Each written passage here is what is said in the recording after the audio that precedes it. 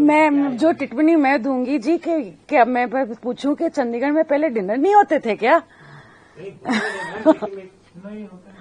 नहीं, देखिए मैं बता देती हूँ कि राव साहब का अब घर है चंडीगढ़ में बहुत सालों बाद। आना जाना और चंडीगढ़ से बढ़ चुका है क्योंकि मैं वहां पे हूँ। और पहले तो वो आते थे मे भी कुछ घंटों के लिए और फिर वो निकल जाते थे अपने काम के बाद। अब वो 2 दिन रह के जाते हैं। अब इस बार ही वो आए थे कुछ सोमवार को। उन्होंने और काफी सारे विधायक थे जिन्होंने कहा था कि राव साहब से एक बारी मुझे मीटिंग करनी है, मेरे को बुला दो। तो मैंने कहा 4-5 विधायक हैं, उनको बुला लेते हैं।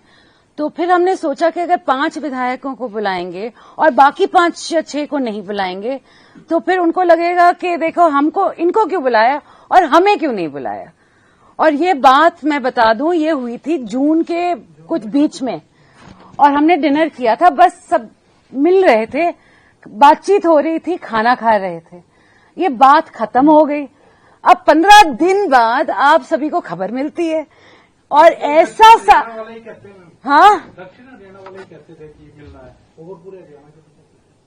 जी, जिनसे मेरी मुलाकात हुई और उन्होंने कहा उनको ही बुलाना था मुझे। अब बाकियों को बोलो, मैं उनको भी बुला दूंगी। अब तो सारे आने को तैयार हैं। आप बोलते हैं कि अखबारों में छप जाएगी हमारी भी फोटो और मगर मौका मिल जाता है कि एक दिन आपके यहाँ डिनर किया, दूसरे दिन होता कि ऐसा कुछ नहीं हुआ। देखो कुछ हो तो बताने लायक तो हम बताएं, मगर कुछ बताने लायक है ही नहीं। डिनर पे क्या होता है भैया? खाना होता है, बातचीत होती है, कैसे हो, कोई काम है हम कर सकते हैं। डील भी हो जाती है जी, हमारी तो यहाँ नहीं होती।